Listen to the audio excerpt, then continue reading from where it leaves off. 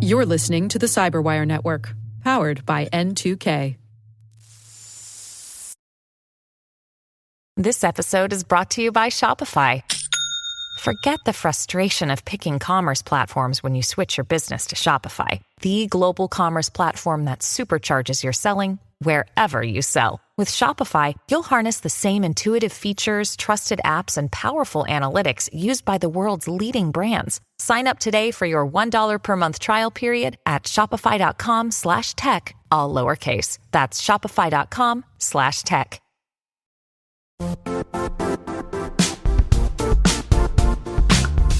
The IT world used to be simpler. You only had to secure and manage environments that you controlled. Then came new technologies and new ways to work. Now, employees, apps, and networks are everywhere. This means poor visibility, security gaps, and added risk. That's why Cloudflare created the first-ever connectivity cloud. Visit cloudflare.com to protect your business everywhere you do business.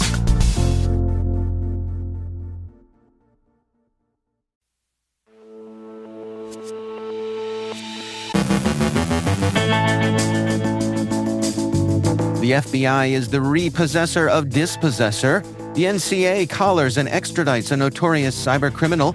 A German company loses $60 million to business email compromise. DeathGrip is a new ransomware-as-a-service platform. Russia blocks access to Signal. NIST publishes post-quantum cryptography standards. DARPA awards $14 million to teams competing in the AI Cyber Challenge. On our Solution Spotlight, N2K President Simone Petrella talks with Lee Parrish, CISO of Newell Brands, about his book, The Shortest Hour, an applied approach to boardroom governance of cybersecurity. And AI generates impossible code for knitters and crocheters.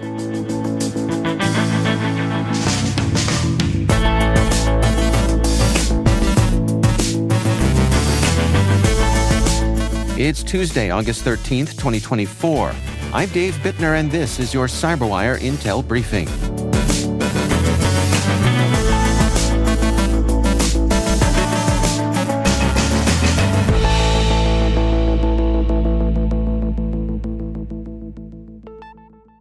Thank you once again for joining us. It is great to have you with us. In a major international crackdown, the FBI and partners have dismantled the criminal ransomware group Dispossessor, suspected to be a rebranded version of Lockbit. The operation, involving the FBI, UK's National Crime Agency, and German authorities, led to the seizure of over 30 servers and domains across the US, UK, and Germany. Dispossessor, which emerged in August 2023, quickly gained notoriety for its ransomware-as-a-service model, allowing affiliates to launch attacks globally. The group was linked to attacks on 43 companies in various countries. Speculation surrounds Dispossessor's connection to Lockbit, with evidence suggesting a possible rebranding effort. SOC Radar noted that Dispossessor's website closely resembled Lockbit's, reinforcing these suspicions. The takedown is a significant blow to the group, but with its decentralized structure, law enforcement may still face challenges in fully eradicating their operations. The investigation continues as authorities scrutinize the seized servers. In another coordinated international operation, the National Crime Agency has arrested and extradited Maxim Silnikau, a prominent Russian-speaking cybercriminal linked to the notorious cybercrime network that borrowed the name J.P. Morgan for its branding. Silnikau, operating under various aliases, was apprehended in Spain and extradited to the U.S. to face charges. His network, active since 2011, pioneered ransomware-as-a-service and exploit kits, including the infamous Reviton and Angler exploit kit, which extorted millions from victims worldwide. The NCA, working with global partners, traced and dismantled this group's activities, leading to significant disruptions in their operations. Their malvertising campaigns affect over 500 million victims globally. The investigation continues as authorities review evidence and pursue additional suspects connected to this cybercrime ring. Luxembourg-based chemicals and manufacturing giant Orion SA disclosed a $60 million loss due to a criminal wire fraud scheme, likely a business email compromise attack. The fraud involved a company employee being tricked into authorizing multiple fraudulent wire transfers to unknown accounts. Despite the significant financial hit, Orion's operations and data remain unaffected, with no system breaches reported. The company has informed law enforcement and is exploring all options, including insurance, to recover the funds. Orion's overall financial outlook remains strong despite the incident. Meanwhile, Swiss manufacturing giant Schlatter Group is investigating a ransomware attack that disrupted its IT network and led to a blackmail attempt. The company, specializing in plant engineering and welding, detected the attack on Friday, initiating security measures and involving law enforcement. Currently, Schlatter has no access to its email system and is assessing potential data theft. While no ransomware group has claimed responsibility, Schlatter's ICT experts are working to restore systems. The company reported nearly $150 million in sales last year.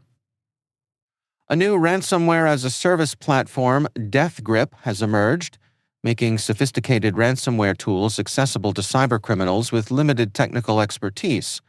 Promoted on Telegram and underground forums, DeathGrip offers advanced tools like Lockbit 3.0 and Chaos Builders, derived from leaked ransomware builders, enabling users to launch effective ransomware attacks with ease.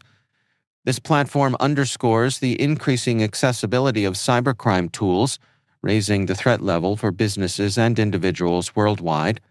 Real-world incidents involving DeathGrip have already surfaced, demonstrating its potential to cause significant harm. The proliferation of such ransomware-as-a-service platforms highlights the urgent need for enhanced cybersecurity measures, including robust security protocols, regular updates, and employee training.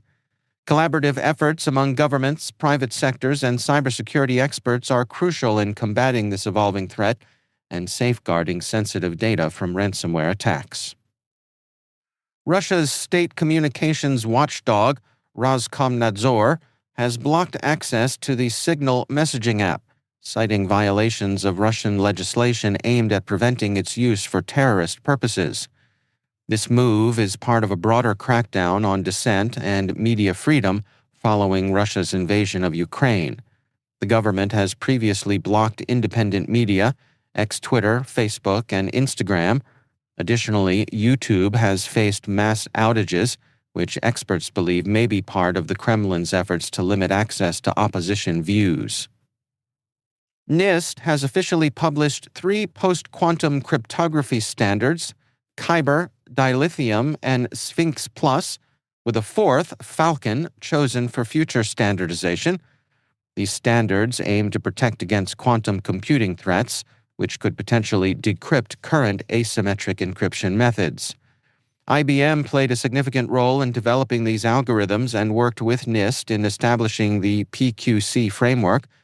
While quantum computers pose the most immediate threat, other emerging technologies like AI and optical computing could also challenge current encryption. The new PQC standards, combined with crypto agility, allowing rapid adaptation to new algorithms, offer a stronger, though not absolute, defense against future decryption threats, ensuring data remains adequately secure for the foreseeable future. DARPA has awarded $14 million to 7 teams competing in the AI Cyber Challenge, a competition aimed at developing AI systems that can identify and patch vulnerabilities in open-source software. The semi-finalist teams received $2 million each and will advance to the final competition in August 2025. The AI Cyber Challenge, run in collaboration with the Advanced Research Projects Agency for Health, challenges participants to create cyber reasoning systems capable of automatically finding and fixing vulnerabilities in critical software like the Linux kernel and Jenkins. The competition highlights the potential of AI to secure critical infrastructure and may lead to commercializing and open sourcing these technologies to enhance cybersecurity across various sectors.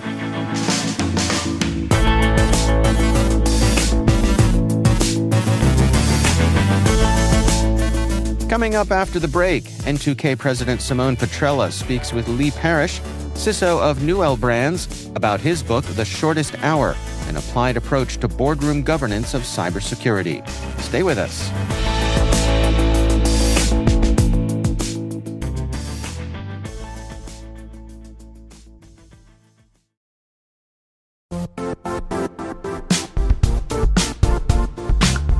When it comes to ensuring your company has top-notch security practices, things can get complicated fast. Vanta automates compliance for SOC 2, ISO 27001, HIPAA, and more, saving you time and money. With Vanta, you can streamline security reviews by automating questionnaires and demonstrating your security posture with a customer-facing Trust Center. Over 7,000 global companies like Atlassian, Flow Health, and Quora use Vanta to manage risk and prove security in real time. Our listeners can claim a special offer of $1,000 off Vanta at vanta.com/cyber. That's VANTA.com/cyber for $1,000 off Vanta.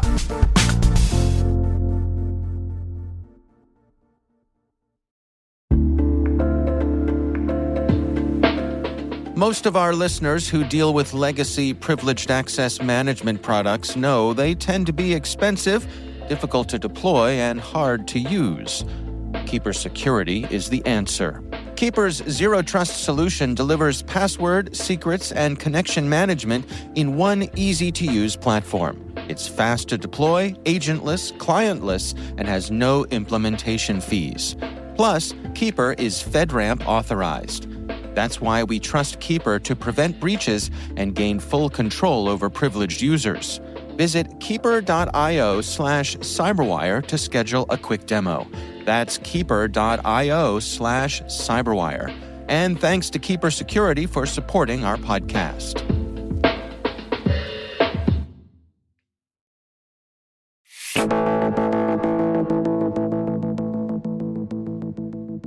On today's Solution Spotlight, our N2K President Simone Petrella sits down with Lee Parrish, Chief Information Security Officer of Newell Brands, to speak about his book, The Shortest Hour, an applied approach to boardroom governance of cybersecurity. Welcome to Solution Spotlights, where we talk about some of the most innovative strategists shaping the future of cybersecurity leadership. And today I am joined by Lee Parrish, CISO of Newell Brands and author of a recently published book, The Shortest Hour. Thanks for joining today, Lee. Oh, not at all. It's my pleasure. Thank you for having me. Well, to start us off, I was hoping you could tell us a little bit about your leadership philosophy when it comes to building cybersecurity programs throughout your career and now at Newell Brands. Certainly. I've been doing this for about 23, 24 years now. And I think if there's one consistent theme across all of the companies I've worked for and the strategies that I've built, it's been a hyper-focus on the people aspect of the cybersecurity program. So one thing I mention a lot to people, and I mention it in the book as well, is, as CISOs, we all have the same access to technology as every other CISO. There's the security vendors are not selling to some of us and not others. I mean, we're all on a level playing field. And when it comes to processes and policy and things like that, again, we're all on the same landscape. There's nobody has an edge in that area. We have access to research firms, analysts, frameworks, cybersecurity frameworks, all kinds of things. So again, we're on an equal playing field. The true differentiator in a cybersecurity program then lies in its people.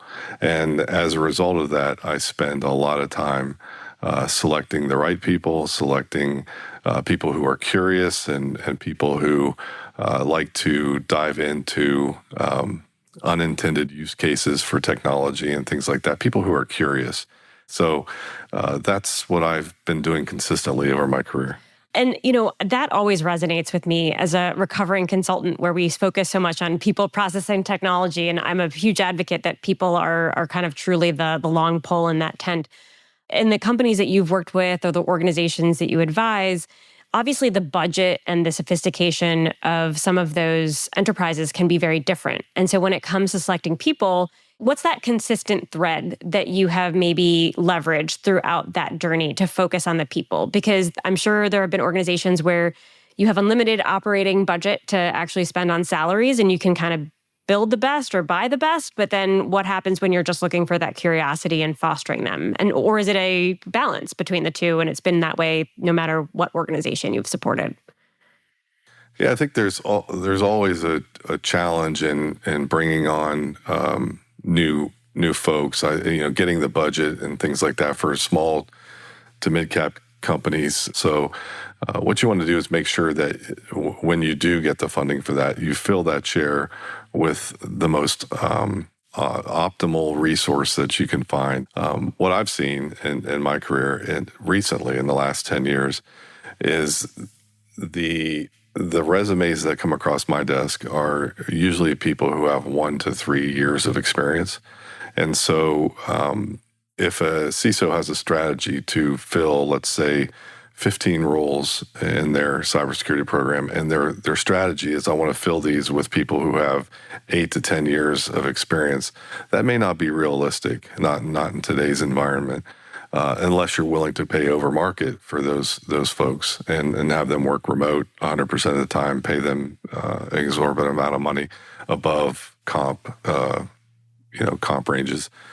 You're not going to find those people. So what I've done is I seed the team with 3, 4 cybersecurity experts, people who have that level of experience, and then the rest of the team I fill with people who are maybe they don't have a lot of experience in cybersecurity, but it's all about professionalism, the personality. That curiosity is something that I continually look for in people. So as a result, we have to work with the business. And if we have people who are resistant to building relationships and just want to work, kind of off on their own, that typically doesn't work too well. So I look for people who have, high personalities, very curious about things, and they inject into the team. The experts will provide them experience and lessons learned from a career of doing this. So that's what I found. Yeah, I think one of the most operative words that I just picked up on that you said is the idea of having a strategy to begin with. And I know from personal experience, I've worked with a number of colleagues and companies where the strategy is more just, we have this many openings and let's fill them as quickly as possible. And there hasn't been that thought put into, is it a team of 8 to 10 years of experience with a high salary cap, or is it something that we're going to kind of round out with smaller ones?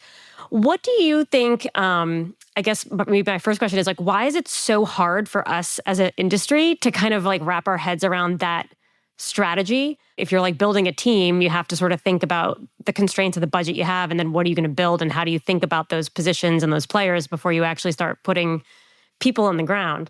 But why has that been so hard for us? And my second kind of corollary to that is, what are some of your recommendations to, your peers and those coming up in the field to maybe integrate that into more of their own program development strategies across cybersecurity?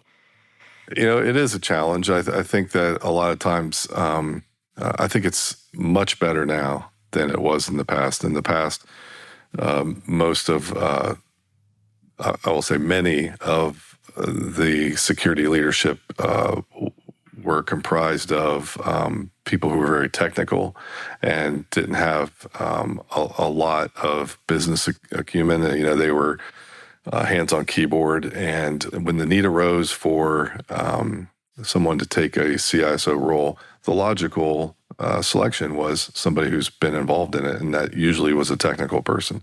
I think a lot of times as CISOs, we jump into something, we're given budget, and we're saying, okay, what do we want to do? And let's go forward and build this. That's not the time to actually think about that. You should be thinking about that before you get the money and before you even start talking to vendors or before you even do an interview.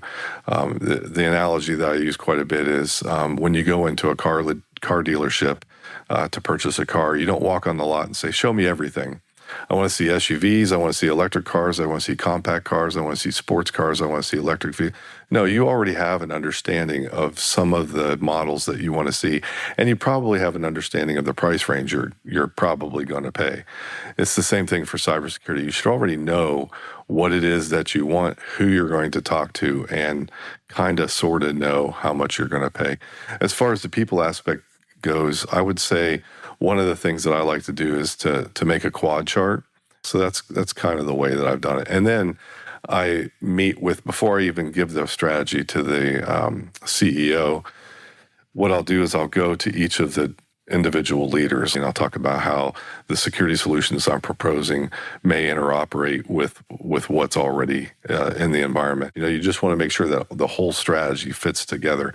And you don't want to have people on the team that have all the same skill sets. Like you don't want a bunch of people who are really good at threat intelligence, and then they don't understand other domains within cybersecurity. So it really is a chess match. Yeah, well, and it really hits on another theme that obviously is part of what you implement in your own leadership roles, but also is in your book that is, I know, geared towards independent directors, but probably just as helpful for existing CISOs. And it's that kind of theme concept around security relationship management. I think there's kind of that executive responsibility for all those other stakeholders in an organization to kind of think about how security impacts what they do as well.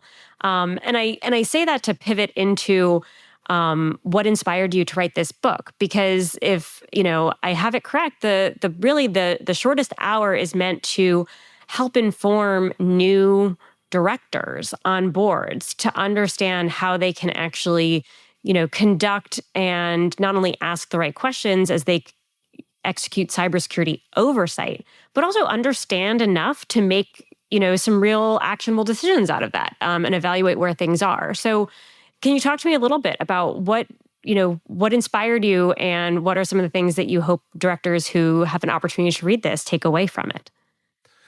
Yeah, absolutely. I was blessed very early on in my career where I was surrounded by leaders who were very engaging, and they wanted me to participate, and they gave me invitations to participate. I realized that a lot of listeners who are CISOs may not have that same level of support, and they have to fight their way in. So I do realize that I was very blessed early on, and throughout my career, I've been extremely blessed. And every company I've worked for, there was an opportunity for me to present to senior leaders and to the board of directors and to committees as well, in an unfiltered way, to be able to explain risk and not be toned down by leaders and things. Well, don't say that. They were very open. So that's the baseline. I mean, if you don't have that, the game is over. But very early on, I was interacting with some very, very serious people on different boards. And there was a White House chief of staff, a U.S. presidential candidate, all of these different folks in my very first time working with the board. So I learned very quickly. And it was really nice to be able to have that experience. And then as I moved throughout my career, I had experiences with working with the board, not just in a presentation format, but actually like one-on-one, to be able to fly to a location and meet with a new director who's coming on board. And so access and then that deep relationship has really helped. So it's been a great journey. I really enjoyed doing it, and hopefully people will enjoy it and provide good feedback. Well, Lee, thank you so much for taking some time to share some of your experiences with us, as well as some of the nuggets out of your newly published book. So congratulations on getting that out there. It's really been an amazing thing to read as I've started to delve into it. And for those who have not had a chance, Lee, I'll let you give one last plug. Where can someone go get a copy, their hands on a copy of The Shortest Hour? Yeah, so it's available at all the favorite booksellers, Barnes & Noble, Amazon. You can go to Taylor & Francis, Routledge, it's all over the place. But thank you for the support. I really, really appreciate it. Great. Thank you. That's our N2K President Simone Petrella speaking with Lee Parrish, CISO of Newell Brands. The book is titled The Shortest Hour, an applied approach to boardroom governance of cybersecurity. Look for a special extended edition of this conversation in your CyberWire podcast feed.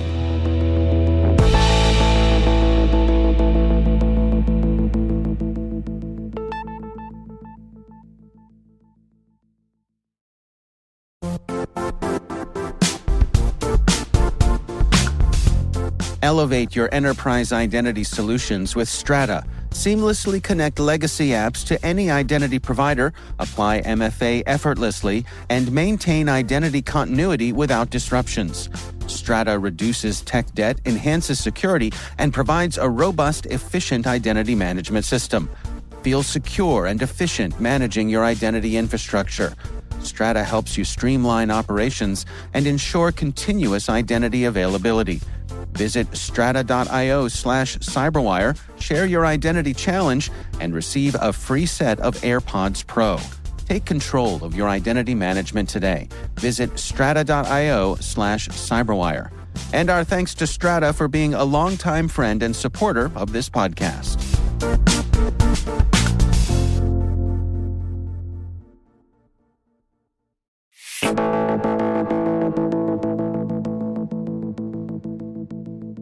And finally, it's no shock that scammers would embrace AI. It's a match made in cyber heaven for nefarious activities. But here's a twist. They've set their sights on crafters and makers. Yes, the crafty folks on platforms like Etsy are now dealing with AI-generated patterns that can turn your knitting or crochet dreams into a nightmare. Imagine spending weeks on a project only to find out the pattern was flawed from the start, courtesy of AI. From impossibly intricate stitches to bizarre, unusable designs, these fake patterns are causing headaches and wasting time. For more on this story, I'm joined by our CyberWire special knitting and crocheting correspondent, Maria Vermazis. Maria, thank you for taking time away from the T-Minus Space Daily to offer your insights on this important story. I mean, this is a real big deal for folks who are both professionals and into this hobby, right? It is, and it's becoming a really annoying problem, and it's been proliferating quite a bit. So, I mean, it is a moneymaker. Buying patterns online is actually a big source of income for a lot of people who are professional fiber artists. And these fake patterns that are just everywhere on all the hobbyist platforms and pretty much anywhere you can think of, they are causing a lot of people to sink a lot of money into patterns that are just not craftable. And what ends up happening is they're spending a lot of money that gets wasted. They show up at crafting stores going, "What the heck's wrong with the thing I did or that I bought from you? Why doesn't this work?" So you have all bad vibes all around. But more importantly, people are spending a lot of money on things that physically cannot be made, and that is a really big problem. One of the things that struck me here about this story, something I had not realized having no experience with this, is that essentially these knitting and crocheting patterns are code. They are, yes. They are, and it's really fascinating. There's a couple of different ways that you can write the code. The instructions is what we often call them for the pattern, for whatever you're making. You can think of them really like an algorithm. They are just basic instructions, sort of like basic back in the day where you have go-tos essentially. But you just read it and it just tells you what you need to be doing. And AI can generate very convincing looking instructions for a pattern. And there's actually some really funny videos out there from professional crafters who try to follow these patterns. And they will point out, like in a whole bunch of places, you can't actually do anything here, even though the AI very convincingly tells you that you can. But if you are a beginner crocheter or knitter, you wouldn't know that. So you would just wonder, what am I doing wrong? And the answer is, it really isn't you. It's the pattern, which is not how it used to be. Are there any particular tells or I guess advice for folks who may be starting out to kind of to spot these sorts of impossible patterns? Yeah, it's for beginners, it is tough. The images that often accompany these patterns can be the best way to tell if something's real or not. There are a lot of gorgeous looking AI-generated images of objects that have been supposedly crocheted or knitted, but they're impossible to make. So they look impossibly beautiful, impossibly ornate. The scale is off, like it's either massive or super tiny. And these trick a lot of people, so don't feel bad if you can't tell the difference. the patterns themselves, you would have to be a very experienced crafter to be able to tell whether or not it's legitimate. So usually the images are a big giveaway. So be skeptical of things that are looking too bright, too perfect, corners that are too sharp, things like that. And just make sure that the buyer you're buying from, the seller rather, that you're buying from is reputable. They've got a lot of other patterns that have been reviewed well, and maybe that they show you actually how to make it. Because most fiber artists who do this professionally are very happy to help out, and they'll show you how to. An AI-generated one will just be, here's a pattern. So that's kind of a big tell. All right. Maria Vermazis is host of the T-Minus Space Daily podcast. Maria, thank you for helping us get to the nitty-gritty. I'm glad my hobby could be helpful for once.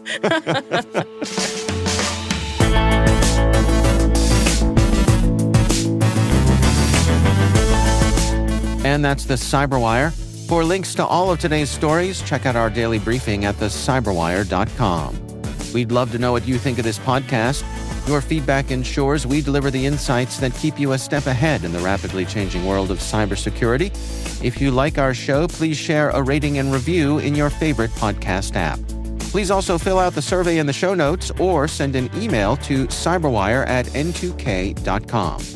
We're privileged that N2K CyberWire is part of the daily routine of the most influential leaders and operators in the public and private sector, from the Fortune 500 to many of the world's preeminent intelligence and law enforcement agencies. N2K makes it easy for companies to optimize your biggest investment, your people. We make you smarter about your teams while making your teams smarter. Learn how at n2k.com. This episode was produced by Liz Stokes. Our mixer is Trey Hester, with original music and sound design by Elliot Peltzman. Our executive producer is Jennifer Iben. Our executive editor is Brandon Karp. Simone Petrella is our president. Peter Kilpie is our publisher. And I'm Dave Bittner. Thanks for listening. We'll see you back here tomorrow.